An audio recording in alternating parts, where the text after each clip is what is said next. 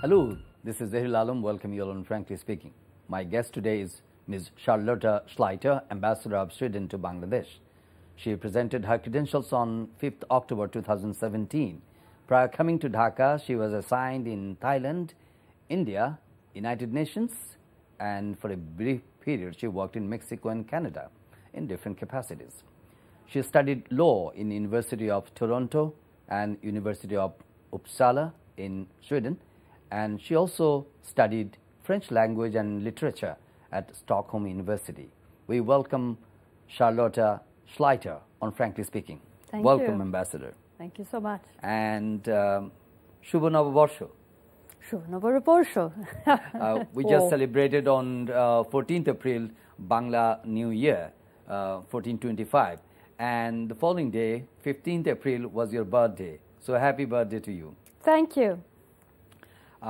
Today we'll discuss about your overall impression about Bangladesh, its progress and level of bilateral relations in many areas, ranging from development partnership, from other challenges we're facing, and how to bolster our economic and trade ties between the two countries. So let's first of all have some impression on your view on the development process in Bangladesh. And recently you observed that Bangladesh have started a new journey from LDC to developing country. So how do you see the journey from LDC to developing nation? Well, it's a very exciting time to be in Bangladesh. So much is happening right now. And of course, the declaration of the intention to leave the LDCs and in the next few years is very important. There will also be difficulties, and I think there's been a lot of discussion around what those difficulties would be. Certain trade advantages will no longer be there, but certainly Bangladesh has come a very long way, and I'm happy to be here to of course observe what's happening, but also to be able to provide some advice from our side, from our own journey. So what are the potential challenges after being eligible for graduating the next phase into a developing nation? What are the major challenges you think for Bangladesh lies ahead? Well, one challenge is that if you no longer have the advantages you've had, and of course development aid, there will be less. I think it's important maybe for Bangladesh to open itself more to trade also from other countries. So I think that's going to require big changes. And I think there's a lot of insight around that. So that's certainly ahead. Then I think there are some overall challenges. It's important to, I mean, gender equality, I think, will be very important. And we've talked about that before. To get more women engaged in the economy and to diversify is going to be important, I think, for Bangladesh. This is what I hear. We know that relations between the two countries is very brisk, very friendly, and our Prime Minister, Sheikh Hasina, visited Sweden on a bilateral visit last year in June 2017, and it was seen as a new direction for our relations, and we have been maintaining diplomatic relations for more than 45 years. So, I mean, what are the major progresses we have made so far, and what else we're looking forward in the coming days? Yeah, it's exciting. Our relations remain very strong. They were from the very beginning. We were one of the early countries, of course, to recognize the new Bangladesh, and we've had the privilege to be a development partner in Bangladesh for all those years, and we will continue. There's lots, I think, that we can still contribute. But yes, the visit, I think, in June of your Prime Minister with our Prime Minister in Stockholm was in a way a turning point, or a confirmation of a turning point, where our relations are broadening, and we will be looking much more at, of course, trade. Bangladesh is changing, as we've just said, but also how we can work government authority to government authority, where we can maybe share expertise that you need at this point. We have seen that our Prime Minister, during that visit and afterward also, supported Swedish Prime Minister's global deal initiative. What does it mean? I mean, what he wanted to do through this initiative? Yeah, for our Prime Minister, Stefan Löfven, the Global Deal Initiative is really staking out the future for country's economy. It's been core to Sweden that governments, employers and unions and workers work together to create wealth. Okay. It was very heartening that Bangladesh, through your Prime Minister, signed up in the very early wave of this initiative, which now is growing, and we'd like to keep working together on social dialogue, which is really what this is about.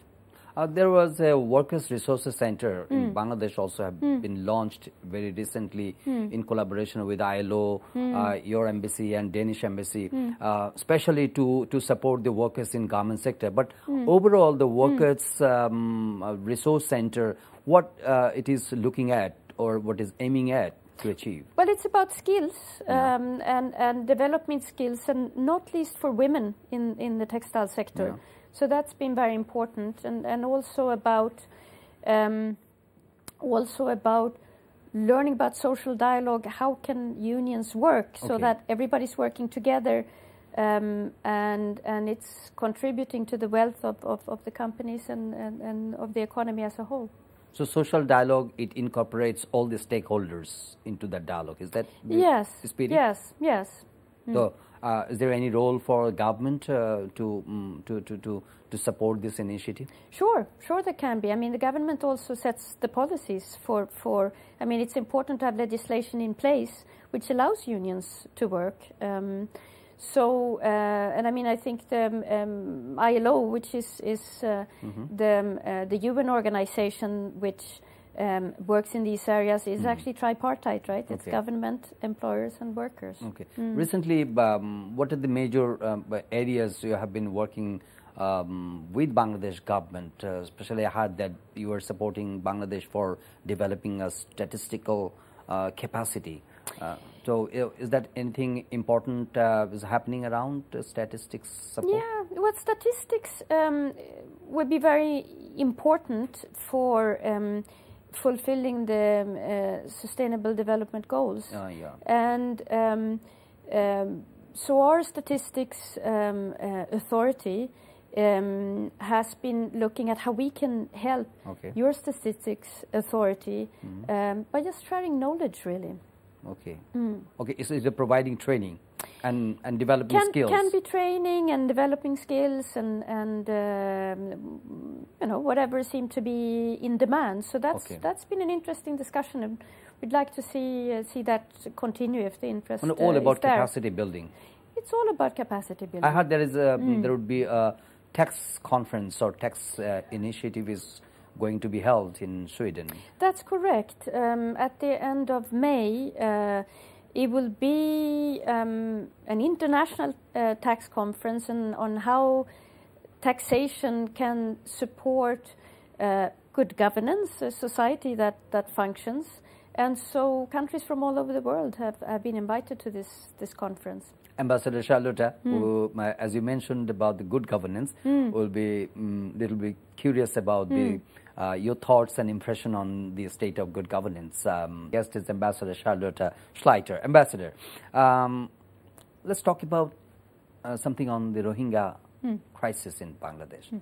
I know you have been consistently concerned. You have visited that place a couple of times, and very recently you have watched the situation of children over there. And we know that 60% of the total population is out of 1.2 million is children. So they need special care. So what the Swedish government is doing for that? Any urgent, any important steps you were taking for that to that end?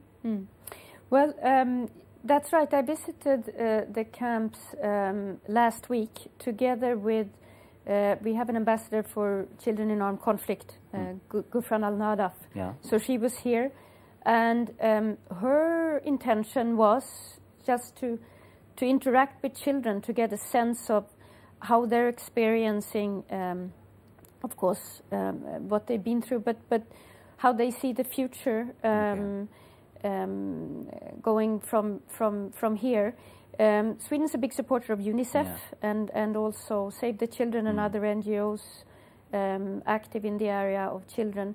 But this was also about getting an impression to be able to bring it into the political process in New York, because Sweden is now a Security Council member. Yes, yeah. And there is a working group on children in armed conflict in the Security Council, which Sweden is chairing. And really, we wanted to get the perspectives of the situation of the Rohingya children into that discussion. So that was one important aspect of this visit. So making life easier, making life comfortable for the children is a big option for the global community also. Yeah, and listening to children, because we don't always, and of course, when you consult children, it has to be done very carefully and always advised by organizations that work regularly with children. But we really do need to be inclusive and consult with children too. But I heard you have been saying that this is, and no denying to that, this is a massive burden on Bangladesh. Of course. In terms of socio-economic, environmental, and in all respect. So how to ease the burden? Any headway, any light of resolving the crisis you see in the future? It is a big burden to Bangladesh, and Bangladesh is showing a very strong example to the world by hosting this big community of people who have fled. I think everybody's grappling with that now, of course. There's been steps taken towards repatriation, but I think it's fair to say that things are not yet in place in Myanmar to start that process. Yes, as yet this burden remains on Bangladesh, but of course... And the international community, including Sweden, is standing by Bangladesh? Absolutely, and that's from the very beginning, it was clear to us that we should do what we could. Our foreign minister, Margot Wallström, visited the camps in November of last year, and she has herself therefore strong impression of what the needs have been. So we've tried to be supportive in the political process in New York, in the Security Council, but also to provide humanitarian assistance as much as possible. So we've been doing that, and we hope to continue also with that work. That's a great support for Bangladesh. Ambassador Charlotte, you mentioned, and we know that development assistance ranging from rural infrastructure, rural employment, gender equality, and the health sector. There are many areas you are supporting Bangladesh. Especially, you talked about gender equality, and we discussed earlier on 8th March about the state of women folks and their empowerment process. I know that currently Sweden is hosting an international gender equality forum right now, and 3 of Bangladeshi women, 3 Bangladeshi women have been selected, and you have invited them to participate in the global forum. So how the Bangladesh is moving forward in making the women folks empowered? What's your take on? Yeah, I mean, first of all, we're very excited about this forum and that there's Bangladeshi participation. I think today, on 17th April, is the concluding day of that conference. Indeed, indeed. So we'll be, of course, catching up with the Bangladeshi participants to see what their impressions have been of the forum. And their thoughts of also Bangladesh moving ahead. I think it's clear that Bangladesh has made enormous strides on gender equality, and also in a regional perspective, I think Bangladesh is strong on gender equality. But clearly, and we talked about it, as you mentioned in a previous program, there's lots of things that are very important for Bangladesh moving forward. I think early marriage, child marriage, remains a very important hindrance for women to participate in the in the economy. Okay. But it's also not, for children to get married, of course, has major other consequences, including health and violence. We have. Do you think we have made good degree of progress in ending child marriage in Bangladesh? There has been some progress. Okay, but still remains a lot to do. I think so. I mean, that's my impression. That's what I hear from my colleagues. Obviously, I'm not an expert, but I think that will be very important. And I think our engagement in gender equality issues is much. We have a feminist foreign policy because we believe that gender equality has been so important for our own country to develop, and a lot of policies such as parental leave and access to affordable childcare has been important for women to participate in the labor market. We know that Swedish government is very passionate about protecting human rights, about ensuring good governance, and you have also been supporting Bangladesh. So how you see how critically it is important to maintain human rights or good governance, and why it is important for democracy or development? Well, I think it's critically important to maintain strong human rights protection. It's been very important for our country. I think all countries stumble in the human rights arena, and we certainly haven't finished on that score ourselves, but we do believe that it's crucial. Yes, obviously. For example, I think freedom of expression is an important aspect of... and it is said that you attaches always high importance on freedom of expression. We do. It's a strong focus on my government. We've actually run a number of resolutions also related to this area at the UN. And including, of course, freedom of the media. And we did express concern recently, together with a number of other countries, about a draft Digital Security Act. Precisely because it might, some aspects of it might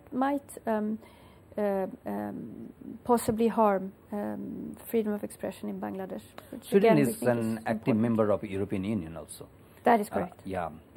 And in many cases we have seen that European Union delegation, including Swedish representatives, they visited Bangladesh. They talk about our governance issue, developmental challenges, and also about the elections. So this is 2014, and next general elections is also scheduled end of this year.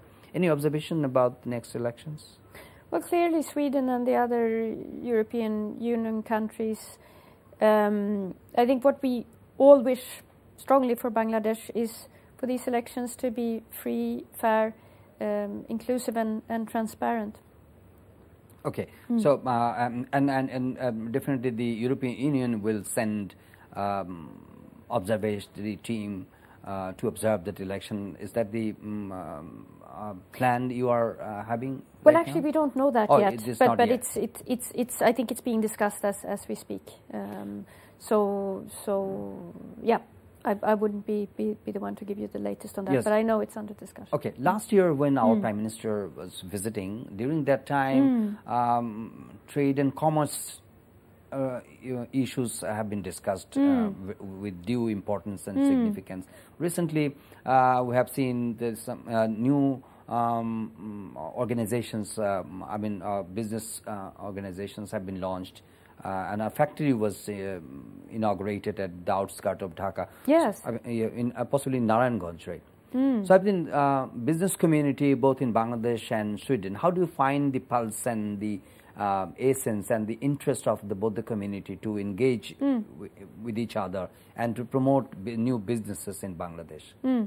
Well, there is a business association, Bangladeshi Swedish Business Association in Stockholm, and also we have a private, public agency called Business Sweden, which has confirmed that there's a ever-growing interest in Bangladesh. And I think what you're mentioning, which was a company called Neilhorn, which recently opened a factory in Bangladesh which makes labels, and obviously strongly related then to the textiles industry.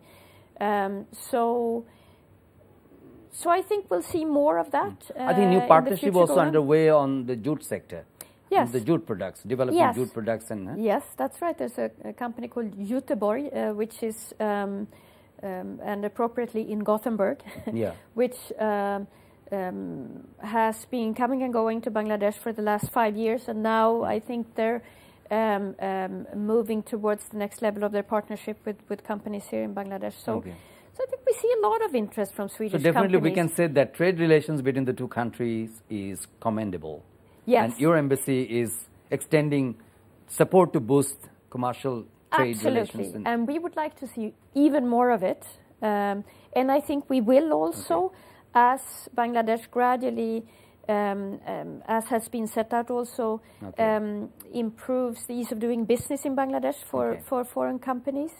And actually we are planning to assist in the development of a new trade policy. So that's something that is being discussed, how we can do that with Bangladesh, because that will then of course have to be reviewed when you will leave the LDCs.